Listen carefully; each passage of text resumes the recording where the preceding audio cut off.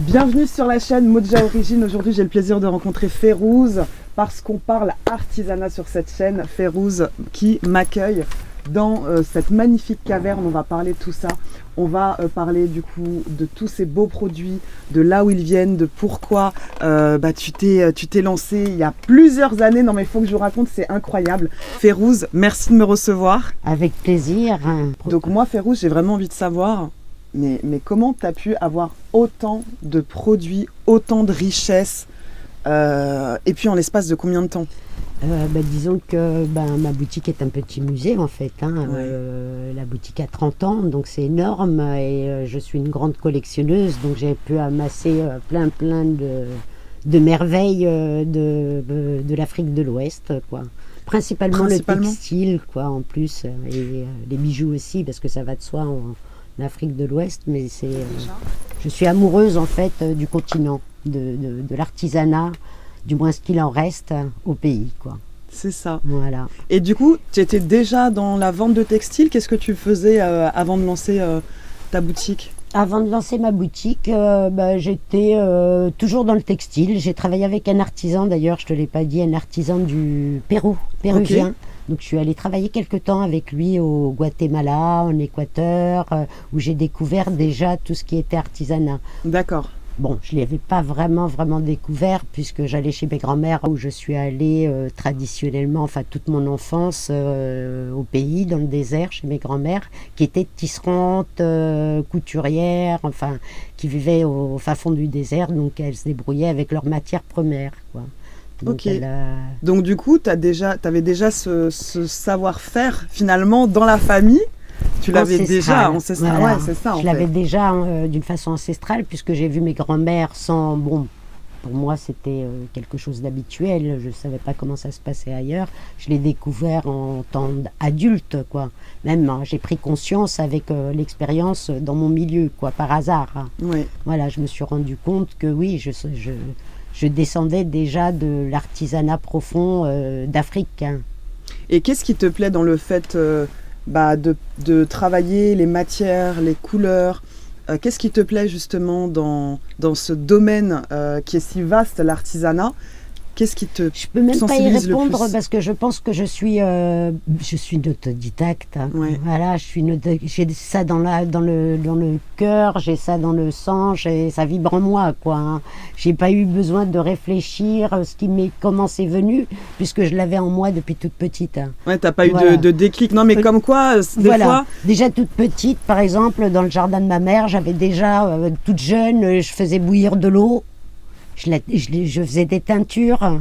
Déjà, à 10 ans. Elle faisait des teintures à 10 ans. À 10 ans, ma mère avait peur que je me brûle. J'utilisais la machine à coudre de ma mère. Je faisais de la couture. Si j'avais pas de machine, je le faisais à la main. Enfin bref, c'était inné en moi, quoi. Déjà à la base, quoi. Ah mais c'est incroyable. Je pense que dès qu'on a un don, un talent, dès qu'on a une passion, c'est pas pareil du tout que lorsqu'on se lance dans plein d'études. D'ailleurs, est-ce que ça t'a amené ensuite à faire quelques études, faire des expériences pour approfondir du coup le savoir-faire artisanal? Disons que pour les études, oui, je suis rentrée à la chambre en formation continue, à la chambre syndicale de l'habillement où j'ai appris à faire du patronage parce que je savais déjà faire des vêtements, du moulage, je savais déjà, j'étais autodidacte et j'avais besoin de plus d'expérience, quoi, du professionnalisme, on va dire, parce que c'était nécessaire, je pense, et ça m'a beaucoup appris. Mais au niveau des teintures, en fait, j'ai pas eu besoin puisque je le faisais déjà. Je suis totalement autodidacte, je le faisais déjà chez moi très jeune, dès mon adolescence. Et quand je suis arrivée au Togo, avec tous les teinturiers qu'il y avait autour de moi, j'avais pas besoin de faire d'école spécifique. Je me suis formée sur le tas et puis j'ai fait des recherches toute seule et puis j'ai été possédée. Et quand on est possédé, on est dans un autre monde, et quand on est dans un autre monde, tout se réalise, quoi. Voilà. En fait, tu t'es pas sorti de ta zone de confort, tu es juste rentré chez toi, voilà. Voilà, je suis rentrée chez moi. Pour ceux qui savent pas, du coup, ceux et celles qui savent pas ce que c'est les teintures, est-ce que tu peux un peu nous montrer, parce qu'il y a beaucoup de couleurs, beaucoup de matières, donc beaucoup de tissus. Est-ce que tu peux nous montrer un petit peu qu'est-ce que c'est les teintures là comme ça? Voilà. Parce que là, je regarde par exemple Celles-ci, Ah, celles-là sont assez impressionnantes. Je les achète justement au Sénégal. C'est pas moi qui les... C'est de l'artisanat total, ça. Ok. C'est de la teinture locale. Et c'est très très intéressant parce que des teintures vraiment naturelles, quoi. Là, on a de l'indigo et là, on a la noix de cola. Noix de cola. Indigo, noix de cola. Voilà ce qu'on fait avec des teintures naturelles, quoi. Voilà. c'est très très C'est joli. un beau coton, très très bien travaillé et magnifique, avec des couleurs neutres, puisque c'est des couleurs végétales, quoi. Hein. Et puis c'est vrai que oui, au toucher, il semble très facile à travailler, effectivement. Oui, Ouais. oui, très facile, c'est un coton, un gaz de coton. Et on peut faire des boubous avec, on peut faire plein de choses. Et le charme de ça, c'est que ça vient d'un village. Et dans ce village-là, ils fabriquent ça depuis... c'est ancestral, on va dire. Parce que c'est vrai que les premières origines de teinture locale d'Afrique, c'était de la nature. Alors justement, on va y venir. Parle-moi un petit peu des tout premiers tissus. Africains du coup, qu'on avait l'habitude d'utiliser, de se vêtir. Est-ce que les tout premiers tissus, parce qu'aujourd'hui on connaît beaucoup le wax, il y a même eu des collections dans les fashion week, il y a eu beaucoup de choses. Parle-moi un petit peu des tissus. Si on parle des tissus, les premiers tissus africains, en fait, c'était des écorces à la base. C'était des écorces qu'on teignait avec de l'argile, de la terre ou comme le bogolan un petit peu, quoi. Hein. On nouait, on niait avant que le wax arrive, quoi. C'était de l'écorce. Après, par contre, je me suis intéressée un petit peu dans tout ce qui était religieux ces derniers temps, parce que je lis pas beaucoup je ne connais pas trop les écritures, on va dire, et j'ai constaté que tout ce qui était toile, à l'origine, venait de l'islam. C'était les islamistes, quand ils étaient arrivés, c'était pour la religion, en fait. C'était des prêcheurs qui venaient pour partager voilà, pour donner la foi dans l'islam, et ces gens-là étaient voilés. D'accord. Quand je dis voilés, ils portaient des étoles, pas comme maintenant, comme on peut se cacher énormément, quoi. C'était plutôt étoles. Les matières étaient plus fines. Qui venaient de Syrie, en plus de ça, qui venaient des pays arabiques, enfin tout ce continent-là. Et donc, ils venaient prêcher pour donner la religion, et c'est eux qui ont fait découvrir les étoiles de Damas, ainsi de suite. Et donc, là, on a commencé à s'intéresser au tissage, quoi. Au tissage. Voilà. Et donc, après, par rapport à ces étoiles, à ces matières, à comment c'est un petit peu venu sur le continent africain. Il faut savoir qu'en Afrique, il faisait chaud et les gens ne s'habillaient pas. On s'habillait l'air de rien avec des bijoux. On ne s'habillait pas avec du tissu en Afrique. Tu veux dire quoi par là? Ça veut dire qu'on était nus et le cachex, on était habillés. Il y avait pas plus des éléments naturels, tu veux dire, pour pouvoir couvrir son corps? Des éléments naturels, des bijoux. On aura l'occasion de voir, par exemple, je te montrerai des bijoux qu'on portait traditionnellement en Afrique. Mais qu'est-ce qu'on portait? Un cachex.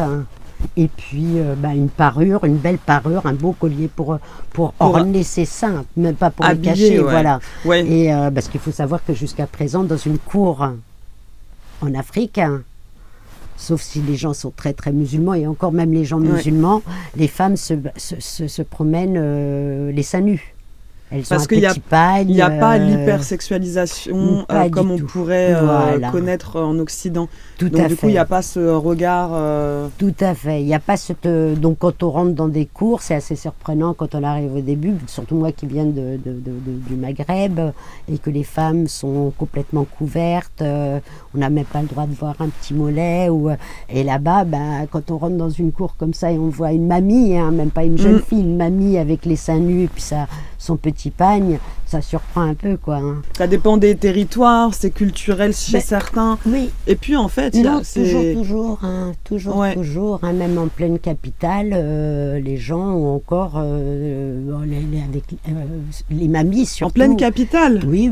Quand on rentre dans les maisons, c'est pas spécifique. Après, il y a quelques années, il y a très très longtemps, je suis allée dans des petits villages où c'est vrai, tout le village était nu. Mais bon, maintenant, Je ne sais même plus si ça existe encore. Hein. Quand tu parles de ça, tu parles plus de quel pays, par exemple?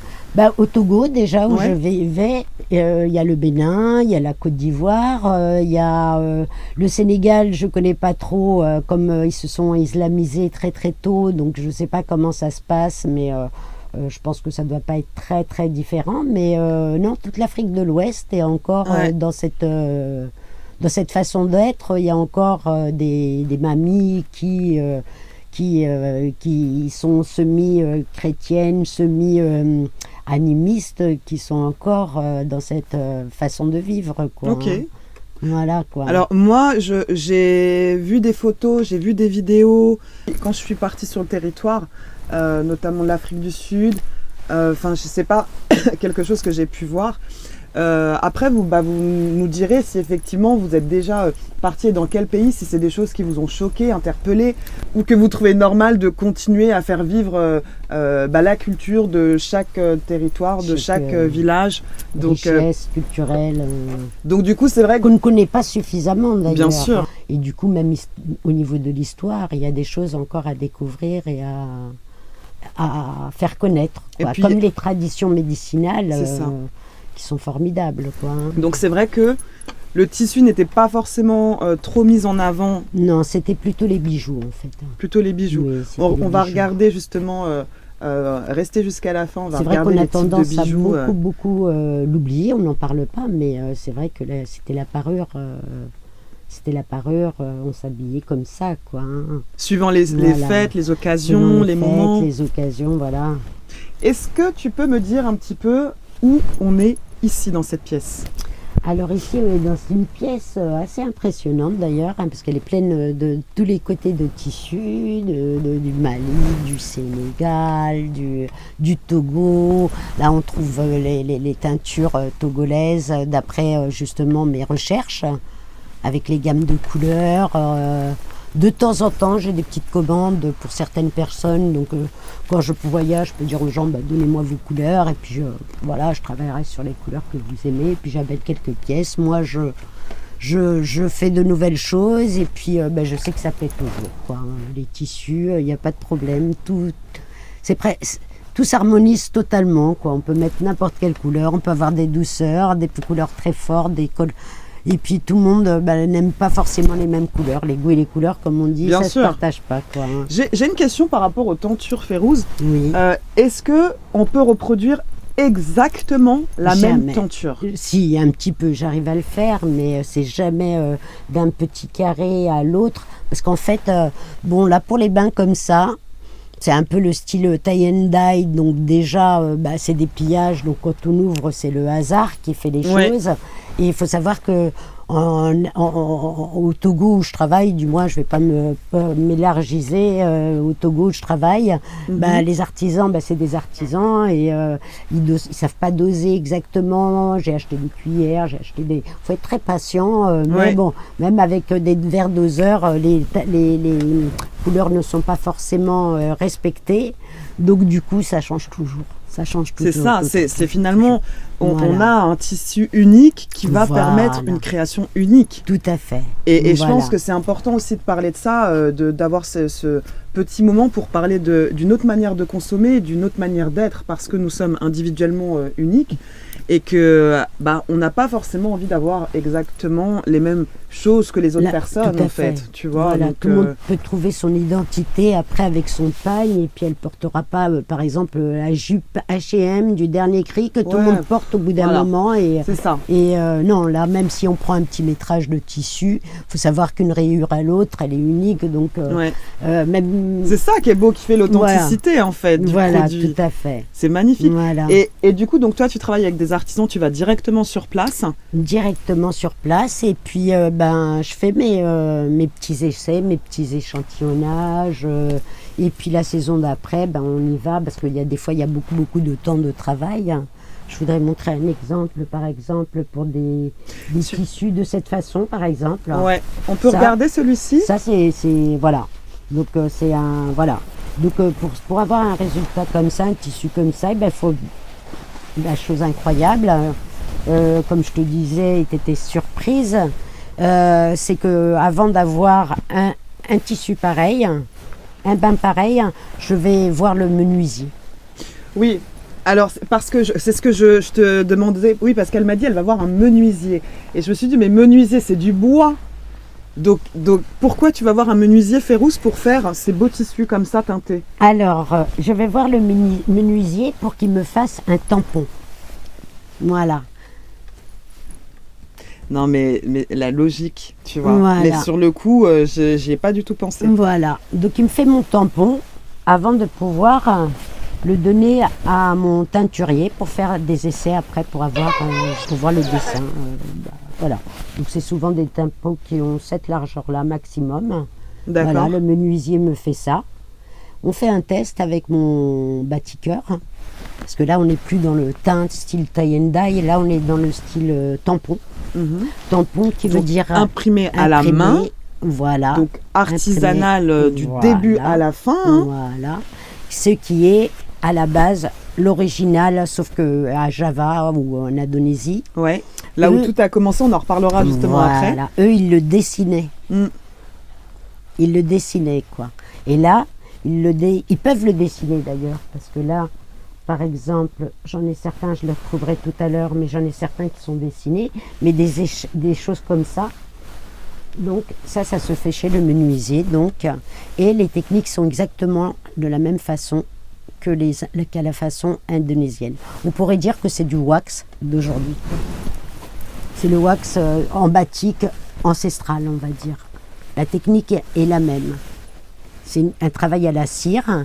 On fait bouillir, donc on a le sculpteur qui a fait le tampon, le batiqueur qui met sa cire sur le tampon et qui tamponne, comme un tampon quelconque, quoi, et qui tamponne. Ce qui maintient, du coup, on a la cire qui s'incruste pour donner le dessin.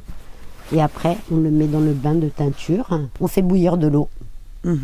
On le met à l'intérieur pour que la cire remonte, qu'elle fonde et qu'elle reparte du tissu. Et après, on n'a plus qu'à faire sécher. Et on a notre batik. Mais du coup, c'est quand même hyper impressionnant parce qu'il y a plusieurs savoir-faire, plusieurs artisans en fait. Quand vous voyez un produit fini, alors je prends par exemple l'exemple de quand vous prenez un produit fini, donc de ce type-là, bah en fait vous voyez le produit fini et très souvent, et ça, je pense qu'on en reparlera peut-être après, vous voyez le prix aussi. Oui. Sans oublier toutes les étapes par lesquelles ce produit est passé, donc déjà le sculpteur, le menuisier. Voilà, le sculpteur déjà, mais une fois qu'on a le tampon, s'il ne casse pas, tu peux le garder après. Voilà. Ensuite, le batiqueur. Le batiqueur qui fait son travail. Et ensuite les teinturiers aussi. Le batiqueur, c'est le teinturier aussi. Donc teinturier, batiqueur, d'accord. Voilà. Ok. Enfin, disons que le teinturier qui teint en pliage n'est pas forcément batiqueur. Voilà. Alors que le batiqueur, comme le travail est très très compliqué, il peut faire l'autre travail aussi. L'autre est beaucoup plus simple. Et je trouve ça demande ce travail-là. Moi, je rêve d'aller voir les artisans sur place parce que c'est magnifique. Et enfin, toi, du coup, c'est ce que tu fais depuis 10 ans, en fait, finalement. Oui. Et puis, ce que tu continues depuis 30 ans. Enfin, depuis tes 10 ans, pardon, depuis qu'elle a 10 ans. Ah oui, depuis voilà. 10 ans. Ah oui. Bon, du coup, on va vite savoir ton âge, là. Bon, et du coup, il y a une précision énorme lorsqu'il s'agit de teindre son tissu à la main. Il y a une précision énorme, ça demande beaucoup de temps. Combien de temps, par exemple, pour un yard? D'ailleurs, est-ce que tu pourrais expliquer, Férouz, qu'est-ce que c'est un yard par rapport... Parce que nous, ici, en France, ici, c'est au mètre. Oui. Au mètre, voilà. Oui. Moi, j'achète, par exemple, en Afrique, c'est les mesures anglaises, en fait. Et les mesures anglaises, c'est un yard, un pagne, ça fait 1,80 m. D'accord. Soit 2 yards. Ok. Voilà.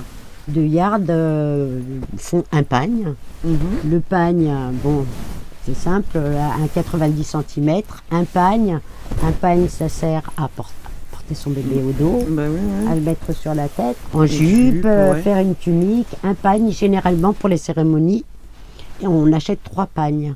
Le pagne pour la jupe, le pagne pour le haut et le pagne pour le foulard. Parce que quand on porte en Afrique des foulards, on ne fait pas... Généralement, c'est pour ça qu'ici, à Aubervilliers, où les gens vont, généralement, on vend souvent du 3 pagnes. Parce que de 3 pagnes, on peut faire son 3 pièces. Toi, tu conseillerais de pouvoir mélanger sur un outfit, sur une tenue, plusieurs types de tissus? Pour le wax, ça peut être intéressant, je trouve. J'ai plein de clientes comme ça qui savent... le mettre en valeur. Moi, je suis plutôt sobre, mais quand je vois les mélanges après de toutes ces... et que ça passe très bien, ça me fait d'autant plus plaisir. Du coup, on a parlé du batik, on a parlé des tissus imprimés. Là, je vois pas mal de bogolan. Ça, par exemple, qu'est-ce que c'est? Ça, c'est le même tissage que le bogolan. Mais c'est de l'indigo. L'indigo, tout le monde connaît, hein. On en trouve même au Japon, tout ça là, les techniques. En plus de ça, le japonais ressemble beaucoup au malien et au béninois aussi. Parce que l'indigo, c'est utilisé même dans la civilisation européenne. Le blue jean est en indigo, par exemple. Voilà, sauf que là, les bains, là déjà, on commence par la bobine de coton. D'accord. Donc on fait déjà... à l'ancienne chez le tisserand. Voilà. Ouais. Non, au départ, on fait une bobine de fil. Il faut avoir le fil de coton. C'est le même fil que assez grossier comme le bogolan. Une fois qu'on a notre bobine, là, on passe au tissage par bande. Toujours en Afrique de l'Ouest, c'est souvent des bandes qui ne sont pas très très larges. Le plus large qu'on peut trouver, c'est 20 cm, 25 cm à peu près, quoi, qui sont cousus après. Et ensuite, c'est teint. Donc on a la technique comme le bogolan par exemple. Le bogolan, c'est de l'argile et de la terre naturelle, quoi, qu'on fait sécher au soleil. Donc par exemple, pour une technique comme ça, un tissu comme celui-là, donc tu fais ton fil, donc c'est toujours le tisserand qui le fait. Pour faire un tissage. Un mois de travail, c'est énorme. Voilà. Une fois qu'on a sa bobine de fil, c'est ce que faisaient mes grands-mères en fait, avec la laine. Mes grands-mères faisaient leur bobine, donc ça commençait déjà par la façon, je ne sais pas comment on appelle cette technique, mais on roule pour arriver à avoir une bobine de laine ou de coton. Là, c'est une bobine de coton, mais mes grands-mères, c'était une bobine de laine. Et après, on a son métier à tisser. Et ensuite, il y a le teinturier qui travaille dessus. Il y a plusieurs artisans qui sont dessus. C'est vrai que dans beaucoup de tissus, c'est ça, quoi. Les traditionnels, il y a plusieurs personnes qui ont travaillé sur un tissu, quoi. Remarquez la beauté de ces types de tissus, quand même, qui demandent du coup un mois de travail pour faire sa bobine et ensuite à tisser, ensuite de mettre de l'indigo. Je pense que là, il y a aussi le menuisier qui est passé pour teindre. Non, là, c'est pas le menuisier, c'est souvent des dames au Mali ou au Bénin aussi et dans plusieurs pays d'Afrique de l'Ouest qui font des points de couture. Et là, voilà, les points. Mais c'est un travail énorme. Voilà, parce qu'il y a la couturière aussi qui a tout cousu à la main. Ça aussi, c'est une semaine de travail minimum. Et une fois qu'elle a tout noué comme il fallait, c'est ensuite qu'on le rentre dans le bain. D'accord. Pour éviter justement la pigmentation, la couleur, l'incrustation de couleurs et pour avoir un beau dessin comme ça, quoi. Tout dépend parce qu'après il y en a d'autres comme ça aussi. Voilà. Il y a plusieurs dessins. Là, on a le fil. On remarque le fil d'ailleurs, comme de l'attache. Vous voyez là, ça c'est les cordes de laine pour pincer le pagne. Et on le trempe dans la teinture et une fois qu'on a enlevé les fils, on a la partie du coton qui reste naturelle, qui n'est pas teintée, quoi. J'ai commencé déjà, j'ai visité l'Équateur et le Guatemala où il y a de très bons tisserands et c'était assez enrichissant d'ailleurs parce qu'il y avait par exemple, moi je ne savais pas qu'une belle broderie sur un vêtement, c'était du rafistolage, du raccommodage. Voilà, il faut savoir que dans certains pays, les gens ne sont pas riches du tout. Et comme en Équateur, ils portaient 3 tenues dans leur vie, quoi. Une dans leur enfance, une à leur adolescence, et ensuite, c'était leur tenue de vie, quoi. Et en fait, ils s'amusaient à les broder aux endroits spécifiques où il y avait c'était un cache-misère finalement. Une usure, voilà, un cache-misère, ce qui a donné des tissus extraordinaires avec des tissages d'une beauté incroyable, quoi. Donc tu as commencé ton voyage finalement à l'Équateur, au Guatemala. J'ai découvert l'Équateur, j'ai adoré, ça m'a plu énormément. Et puis, en fait, les choses ont fait que, bon, comme je suis peut-être d'origine africaine, et puis que l'Équateur, c'était très très loin, parce que c'est pas que le textile ne me plaisait pas, mais c'était surtout la distance. Et je voulais quand même découvrir l'Afrique, hein. Et donc, j'étais au chômage, j'avais une amie qui voulait découvrir l'Afrique aussi. Et du coup, on est parti en voyage, quoi. Sur ce, on a trouvé un billet par hasard, le moins cher de la compagnie aérienne. Et puis voilà, le moins cher, c'était le Togo, quoi, hein. Donc, on a décidé avec mon ami de visiter le Togo et ses alentours. Donc on est allé au Togo, on est allé au Burkina Faso, on est allé au Ghana. J'ai beaucoup apprécié, mais il fallait que... Au départ, non, je pensais que je pouvais travailler sur tout le continent. Je n'imaginais pas les inconvénients, les choses... Tu connaissais pas trop, t'as découvert en y allant. Je suis tombée dans le bain, quoi, hein, on va dire. Je me suis retrouvée sur le marché local. Je ne rentrais plus de la journée, je sortais à 8h du matin, je rentrais à 17h et j'étais pas fatiguée, je recommençais le lendemain, quoi. C'était... Ouais, et du coup, finalement, le Togo, pour toi, qu'est-ce que c'est? Qu'est-ce que ça t'évoque, ce pays? Aujourd'hui, comme je dis, c'est mon pays d'adoption, quoi, parce que c'est vrai que les gens sont tellement sympathiques et puis moi, je suis tellement bien je suis dans mon monde au niveau des teintures, au niveau de l'artisanat, au niveau de la création, au niveau des relations humaines. C'est vrai que je suis chez moi, quoi, hein. Et puis c'est vrai qu'on est vite adopté au Togo, quoi, hein.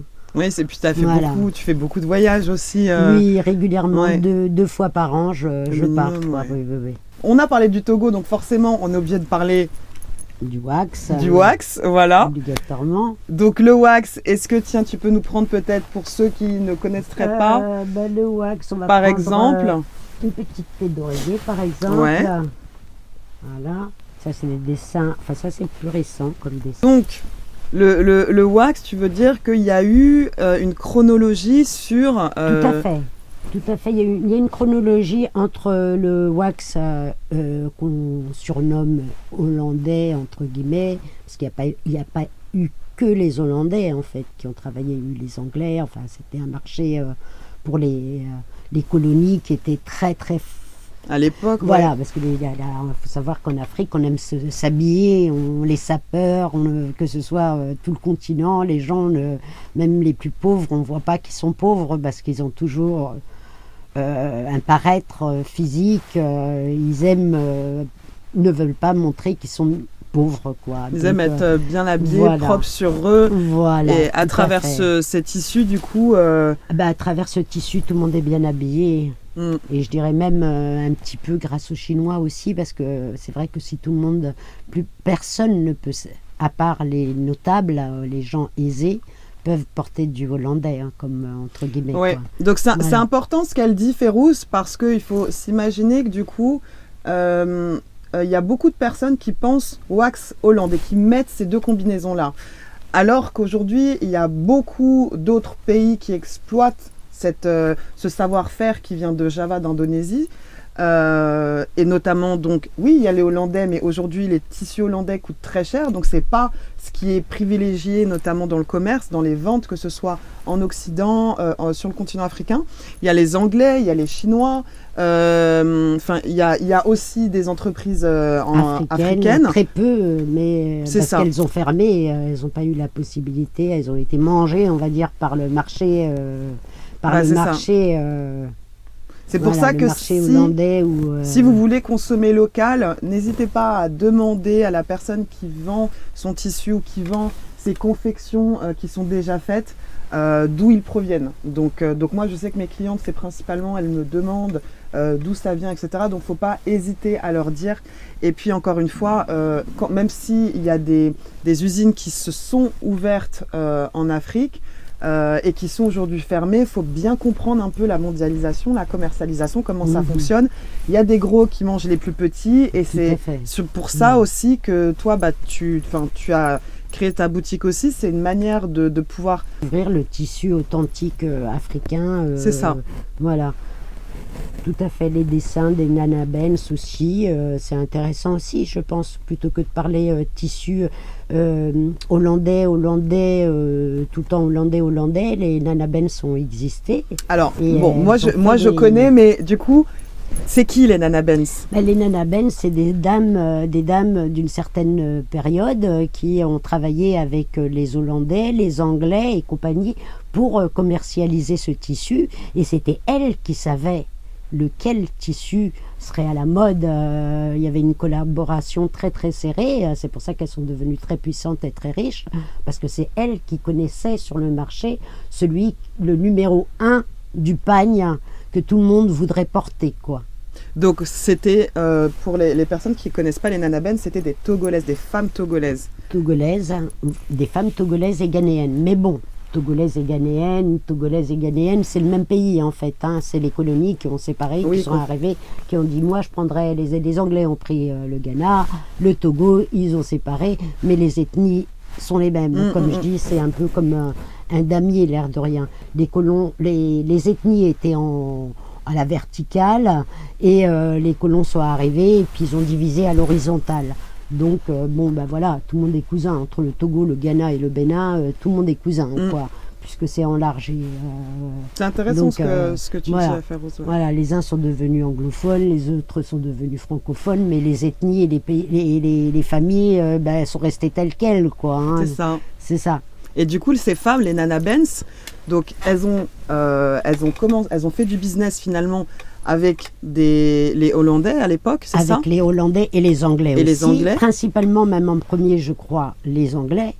Et donc elles ont commercialisé, elles ont travaillé, elles ont collaboré, parce que les Hollandais ont vu que le marché fonctionnait très très bien. Donc ils ont commencé à s'intéresser énormément, et c'est là où ils ont commencé à faire leur industrie et créer des machines qui pouvaient faire le batik, mais du batik d'une façon industrielle. Les Nana Benz, voilà, une représentation d'une Nana Benz. À l'époque, quand j'ai commencé, elles étaient assises au sol et elles comptaient leurs millions dans leurs grosses valises.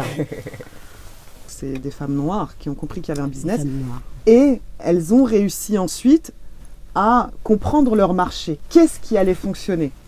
Et elles ont aussi fait des dessins. Alors justement, en parlant de Nana Benz, tu voulais me montrer un livre. Tout à fait, oui. Je voulais te montrer ce livre-là qui s'appelle justement Nana Benz. C'est la fille d'une Nana Benz d'ailleurs qui l'a... Donc il y a encore des héritières finalement des Nana Benz. Oui, il y a encore des héritières jusqu'à présent qui font encore des dessins. De nouveaux dessins. Comme là, j'ai un dessin par exemple qui est assez récent.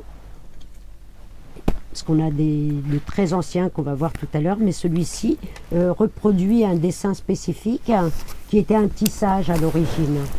C'était du kente, on les a derrière d'ailleurs. Tu vois du Ghana. C'est du tissage, voilà.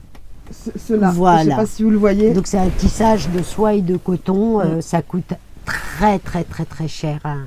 Et du coup, c'est vrai que pour les locaux, les gens qui n'ont pas trop de moyens, le pagne en kente correspond très bien à la situation, parce que c'est un pagne que les chefs portaient chez les Évés, chez les Ashanti. Donc c'est des tribus, des peuples du pays qui ont porté ça avant le wax. Avant le wax, ils portaient ce pagne-là. Mais comme c'était très onéreux, c'était que les chefs de village qui portaient ça. Ils portaient ça en étole, comme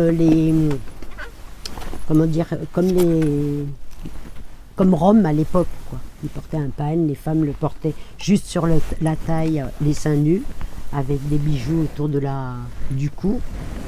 Et les hommes portaient ça comme une grosse couverture, voilà, à la romaine, quoi. Et avec les bijoux en or, parce que le Ghana est toujours un pays très riche au niveau de l'or. Donc voilà.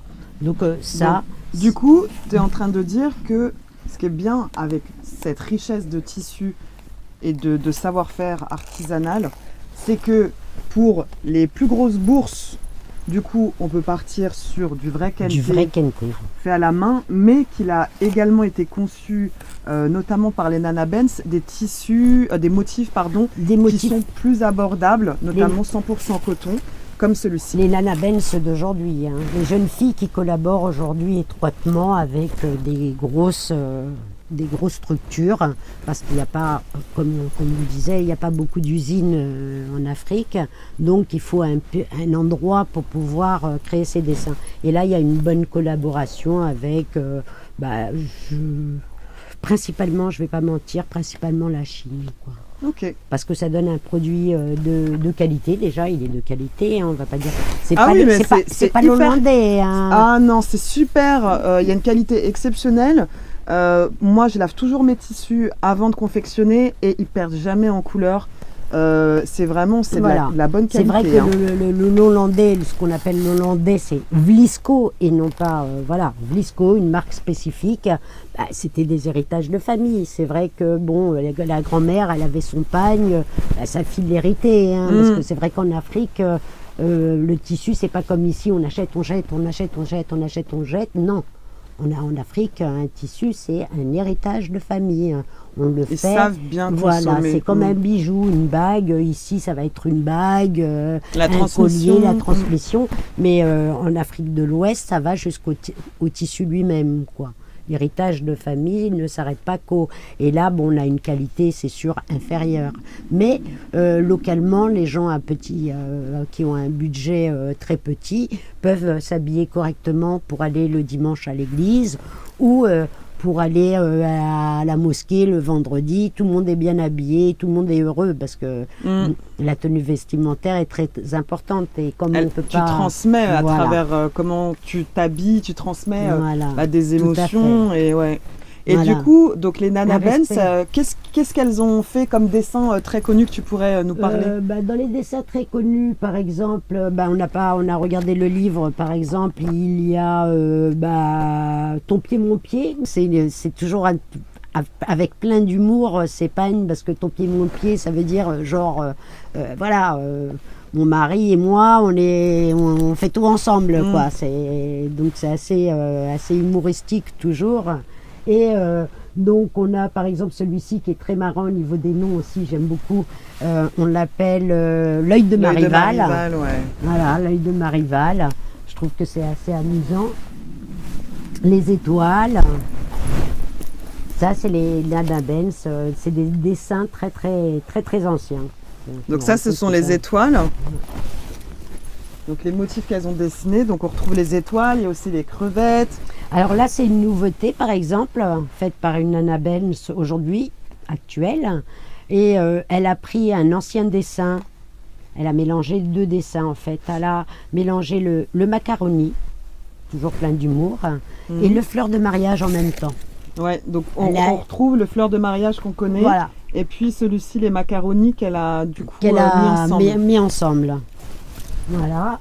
Bon, celui-ci, le cercle, on le trouve toujours. Ah, celui-là, ouais, j'en ai. Celui-là, il est très très ancien.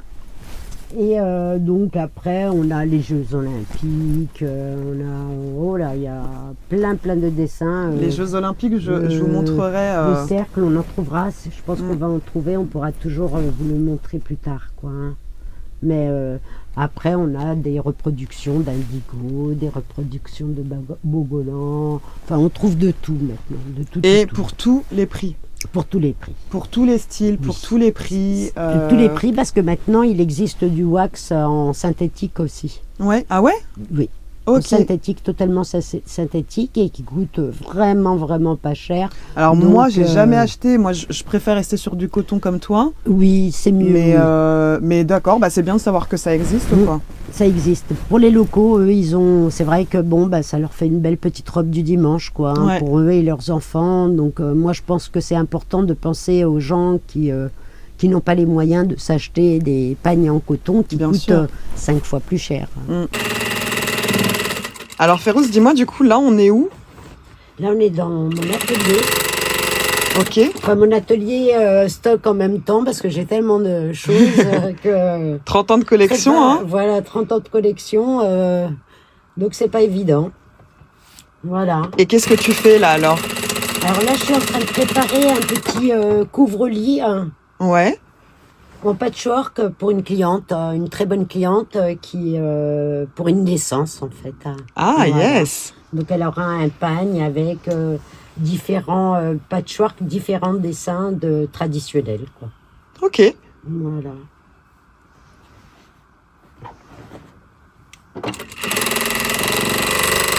Tout ce qu'on a vu, c'est toi qui as tout fait Non, non. Moi, en fait, je travaille ici. Je fais mes prototypes généralement. Bon, après, j'ai des commandes spécifiques. Donc, quand il y a besoin, ben voilà, je le fais sur place. Mais généralement, je crée mes tendances, mes petites collections sur place. Et le but, c'est d'aller au Togo et de faire travailler tous les artisans qui m'entourent, quoi. C'est ça. Et puis Voilà. de finalement contribuer Voilà. aussi d'une certaine manière au développement, à leur enrichissement. Voilà. Donc c'est ouais. Moi, je me débrouille toute seule quand je suis ici. Et quand je suis là-bas, ben voilà, j'ai plein d'assistants, dans tous les domaines. C'est une grande famille, je me lâche, finalement, voilà, ouais. je me lâche. Et puis les idées viennent encore, influent encore plus. Et c'est bien d'être professeur un petit peu parce que je leur donne les techniques locales, internationales. Alors que bon, c'est des pauvres artisans. Il faut savoir que déjà, quand j'ai démarré dans le milieu, Internet n'existait pas et je leur apportais des vieux, pas des vieux, ils n'avaient que des vieux catalogues des années 60-70. Donc pour la mode, c'était pas évident, quoi. Donc moi, je leur amenais des magazines à l'époque, La Redoute, par exemple, et les 3-6. Ouais. Voilà, j'achetais juste pour avoir des catalogues, pour qu'ils puissent avoir autre chose que leur catalogue des années 60-70 qui leur apportait rien. Et maintenant, grâce à Internet, c'est pour ça que la mode africaine s'est développée à puissance 10, parce que ils sont plus endormis, quoi. Ils ont des choses maintenant, de la visibilité. Ouais, visibilité, visuel, l'accessibilité aussi. De l'accessibilité, donc ça leur rouvre un esprit artisanal qui était un peu, artistique, qui était un peu fermé à une certaine époque, quoi. Hein. Parce que d'avoir des catalogues des années 70, c'était des choses de pépère, quoi. Hein. Voilà, quoi. On va faire un petit tour dans ta boutique, Férouz. On peut trouver des bijoux pour accompagner ces beau. tenues africaines ou pas. Hein. Là, par exemple, c'est un collier qu'on porte souvent avec une belle tenue en pagne traditionnelle, quoi. Ce sont des reproductions de celles qui servaient de troc. Parce que c'était les perles italiennes, les perles vénitiennes, qui servaient de troc pour acheter les esclaves au départ. Ah, carrément. Oui, les perles vénitiennes. Et les Africains adoraient ces perles. Donc à l'époque, ils les achetaient. Il y avait un échange dans l'esclavage, parce que les gens de la côte allaient chercher les gens des terres et ils les amenaient à l'homme blanc, on va dire, et en échange, ils avaient des perles vénitiennes. Donc ça, Pas celle-ci. pas celle-ci, celle-ci. Non, toutes celles-ci, c'est des reproductions. Ah, c'est des reproductions, c'est inspiré. Voilà, Donc, c'est inspiré des perles vénitiennes, qui étaient des D'accord. perles faites en pâte de verre. Et en Afrique de l'Ouest, principalement vers cette côte, ils adoraient ces perles. Et après, le troc s'est arrêté. Et les grands-mères, beaucoup de femmes d'un certain âge avaient encore ces perles en héritage de famille, comme le tissu, comme on parlait du tissu. Les perles, ces perles-là, avaient la même histoire, on va dire. Sauf qu'il y a les anciennes et les nouvelles. Et les nouvelles. Voilà, Et du coup, le commerce triangulaire, on va dire, quoi, C'est un ça. petit peu. Donc, Et là, aujourd'hui, du coup, en fait, ils ont su se réapproprier encore une fois. Mais vous voyez comme quoi l'Afrique, vraiment, le continent africain, il est puissant. C'est-à-dire que même si il a ses propres souffrances, il en fait aujourd'hui une fierté et une richesse. une richesse qui peut être commercialisée. C'est incroyable. Voilà. C'est incroyable. Oui, parce que tout en sachant qu'en plus de ça, ces perles, tu vas être encore plus impressionné parce que c'est du recyclage. Ok, Ils arrivent à ouais. faire des perles de verre comme celles de Venise, mais bon, moi je trouve qu'elles sont plus belles encore. Hein. Les vénitiennes, bon, les anciennes sont très belles, mais celles d'aujourd'hui, elles n'ont plus le même cachet, quoi. Hein. Et là, du coup, on achète. Il y a un marché qui s'appelle Kofolidois au Ghana. Donc le matin, de bonne heure, à 3h du matin, il y a la recyclerie un petit peu. Les verres cassés, les bouteilles, par exemple, les bouteilles de bière, les verres cassés, les vitres, le bleu indigo par exemple aussi, c'est les bouteilles de pharmacie. Ils ont Donc, ce sens du recyclage. Voilà. C'est ce que je trouve voilà, incroyable. Ils ont ce sens du recyclage, clairement. Dans ce monde où l'écologie... Hop, j'ai fait tomber une étiquette. Dans ce monde où l'écologie est de plus en plus importante. Voilà. Donc ce verre est... Ça me va trop bien. Bah oui, tiens, tu peux le mettre là pour tout de suite. Je vais le garder le temps de la vidéo. Et donc du coup, ouais, ils recyclent... Donc voilà, on achète ce verre et l'artisan, bah, une fois qu'il a acheté ce verre ou des pâtes de verre ou des perles aussi, ça peut être des perles, comme celui-ci, c'est des perles recyclées, du verre cassé, de temps en temps on ajoute un peu de sable, c'est repeint. C'est magnifique, oui. Le travail est magnifique. C'est un très très beau travail. Et donc on prend la pâte, on recycle le verre, on le pile, on le rend en poudre comme de la farine. On a des petits moules. Il y a une vidéo d'ailleurs sur YouTube, si vous êtes un peu plus intéressé, sur YouTube, chez Férouz Africouleur, ou je ne sais plus comment ça s'appelle. En tout cas, on peut retrouver une vidéo qui parle de ces... il y a un petit reportage qui parle de l'histoire de ces perles, comment c'est travaillé chez la perleuse au village. Consommer voilà. autrement, clairement, consommer autrement. Voilà. Les fast fashion... Tout à fait. Consommer autrement, vraiment, c'est même pas une idée, il y a un travail derrière, il y a une mission aussi de ne pas laisser les déchets juste mourir et puis s'entasser, et puis il y a vraiment une mission derrière. En authentique, chez les animistes, parce qu'il y a encore des animistes au Togo, des gens qui sont plus jeunes que moi encore, qui respectent les traditions familiales, elles vont au marché, elles achètent leurs petits bracelets. Ben bon, après, c'est pas les mêmes tarifs. Elles sont des bijoux beaucoup plus lors de cérémonie. Et elles choisissent leurs bracelets et leurs colliers. Elles font leur propre montage. Elles choisissent, elles, comment le monter. La composition voilà. Okay. Si elles ont une robe avec du jaune, du bleu, du vert, elles vont acheter un bracelet blanc. Elles vont l'harmoniser, quoi. Qu'est-ce qu'on peut retrouver aussi ?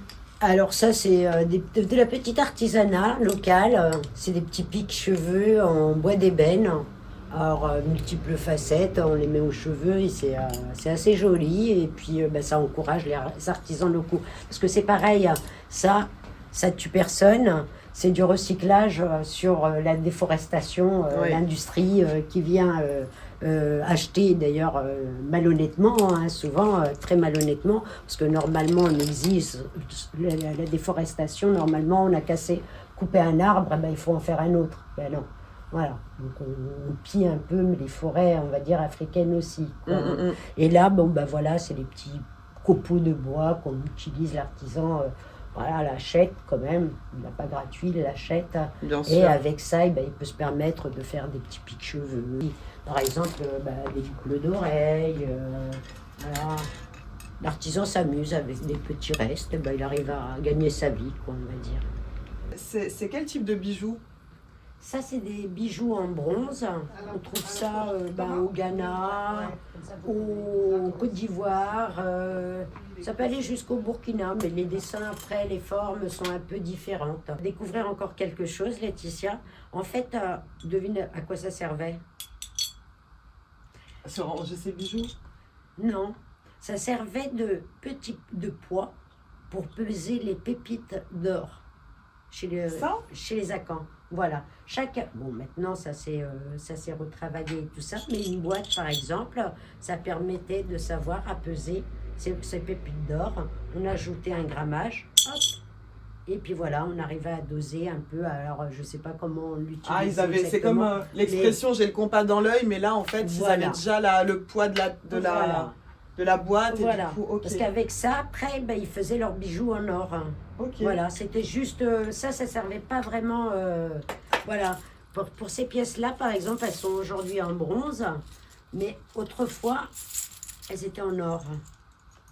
Voilà. Mais moi, je crois que je vais finir avec... je vais finir toute ornée. Regardez ça. Je vais finir toute ornée. Ah, mais ça fait joli comme ça, tu vois. Faut juste savoir. Et ça, c'est du bronze alors. Ça, c'est du. Je dis bronze, mais c'est pas vraiment du bronze, c'est un petit peu différent. Mais bon. c'est pas les colliers que vous achetez dans les boutiques très non, connues. ça, Hein. c'est du fait main. C'est fait main, ça a un Chaque pièce poids. est unique. Hein. C'est Et, pareil que le batik. Chaque pièce est unique. Hein. Parce que c'est une technique qui s'appelle faire fondre à la cire perdue. Donc on fait un moule et une fois que le moule est utilisé, il n'est plus réutilisable. Ok. Donc c'est vraiment, par exemple, ta croix d'encre qui allait frapper, là c'est fondu, c'est moulu. Enfin, je sais pas comment on dit, bref. C'est moulé. Moulé, voilà. On va continuer. Voilà. Ah Donc oui, non, là, ça c'était, c'est important ça parce que c'est un joli collier je vais l'essayer, qui est magnifique. Mais Et c'est des ça pièces en plus. C'est qui sont, des lamelles. Hein. Ouais, qui Donc, sont toutes petites. voilà. Donc traditionnellement, c'était fait en bakélite, Ok. en résine d'arbre, en résine naturelle, et maintenant c'est fait avec du plastique recyclé. Les secrets sont méconnus, et tant mieux. On ne sait pas, et vaut mieux. Voilà, parce que les Chinois ont quand même réussi à en faire, différemment parce qu'ils sont moins jolis. Mais ça, c'est un original, parce qu'on en trouve encore. Hein. Et ça, c'était des cache-sexe. On l'utilisait en ceinture autour de la taille. Et Ok. c'est avec ça qu'on s'habillait dans le nord du Togo, Bénin, que dire encore, Côte d'Ivoire, jusqu'au Nigeria. Dans le nord. Il faut le rappeler du coup, Férouz, ça n'a pas été utilisé. Voilà, ça n'a pas été utilisé pour ça, mais on s'en servait pour ça. Voilà. On s'en servait pour s'habiller, Ok. pour se vêtir. C'est ce que tu parlais tout à l'heure finalement. Voilà. Par exemple, ça c'est des bijoux artisanaux du Mali. Voilà, que je récupère au Mali, hein, chez un artisan local qui fait de très belles choses, qui a un musée d'ailleurs au Mali. Et ça, c'est fabriqué avec du plastique recyclé de sandales ou de Ok. tongs. Mais c'est Voilà. incroyable. On a une petite baguette, hein, on prend la baguette et puis on fait chauffer tout doucement sur la baguette et ça donne des petits tuyaux comme ça. Et ça fait des petits colliers, des petits bracelets. Il y a des bracelets d'ailleurs qui sont très très très tendance. J'ai beaucoup de clients qui adorent. Quoi. Voilà, qui adorent ces petits bracelets. Quoi. Mais l'artisanat, vraiment, c'est pas assez mis en lumière. Mais disons que l'artisanat africain, en plus, il a une certaine richesse parce qu'on travaille beaucoup avec du recyclage. Ouais, Voilà. C'est exactement. pas des matériaux nobles, mais on arrive à les rendre nobles, justement. Parce que C'est ça toute la beauté en fait. Voilà. C'est réussir à créer à Avec partir rien. de rien en fait, à partir de choses qui sont censées être mis à la poubelle et de se dire non, j'ai une idée de création. Et ça, je trouve que c'est super beau. Quoi. Voilà, moi j'adore. On devrait en prendre une véritable leçon de tout ça, clairement. Voilà. Je veux bien finir avec la corne, qui est magnifique. Ah, la corne, oui. Donc, tu as de la corne, tu vois, j'avais même pas fait gaffe. De l'os. Ouais, j'avais même pas fait gaffe. Regardez-moi ce travail. Os et bois. Et puis la corne ici. Regardez comme ça fait des magnifiques mains. C'est magnifique. Voilà. Donc c'est pareil, c'est du recyclage aussi. Hein. Tu devineras jamais où on va acheter ce matériel. Pas du Cette tout. matière première. La corne en Côte d'Ivoire. Parce que c'était. Non, Non, mais c'était c'est connu. pas de l'ivoire. Hein, C'est pas de l'ivoire. Alors, j'ai tout faux. C'est de la corne et de l'os. Et on va dans les sorties de restaurants pour prendre les déchets. Non. Ou à l'abattoir. Ça, Oui, tout à fait. punaise, tu sais, moi, je pense. Non. Tout à fait. Non, mais franchement, non. Voilà où on va acheter son matière première. Non, non, non, non, l'Afrique, elle est trop puissante. Mais non. Ça veut dire, on fait à manger un petit tieb poulet, par exemple. Déjà, on mange bien les os, hein, parce qu'on va pas gâcher Bien la les nourriture. Et ça veut dire qu'après, on réussit même, moi je dis on, mais moi j'étais même pas au courant. Ah oui. Ils réussissent même à en faire des bijoux. Non, mais je suis choquée. Ah, c'est incroyable. Hein. À la sortie des restaurants. Non, mais c'est trop. Sortie des restaurants, alors là, C'est bon, trop. généralement, bon, ben voilà, on leur donne. Eh ben écoute, merci Férouz, parce qu'on a appris beaucoup de choses aujourd'hui pour les personnes qui sont inspirées par le continent africain, les personnes qui sont inspirées par l'artisanat, les personnes qui ont envie de consommer autrement. On a appris beaucoup de choses dans cet magnifique endroit, la caverne. J'adore venir ici. Si vous voulez retrouver du coup ces magnifiques richesses, c'est au 108 rue Saint-Maur, dans le 11e, Afrique Couleur. Férouz, merci beaucoup. Ben moi aussi, je te remercie. Vraiment, de m'avoir reçu. J'ai passé un très très bon moment. Ah ben moi aussi, avec toi, toujours Laetitia. Bah ouais, et puis... Je te souhaite une bonne continuation parce que tu le vaux bien. Ah, t'es trop chou. Bah merci en tout cas, et puis bah nous on se retrouve prochainement pour découvrir un ou une artisante aussi qui a fait de son activité une passion et qui a envie de la transmettre. À bientôt. Super. Merci, au revoir.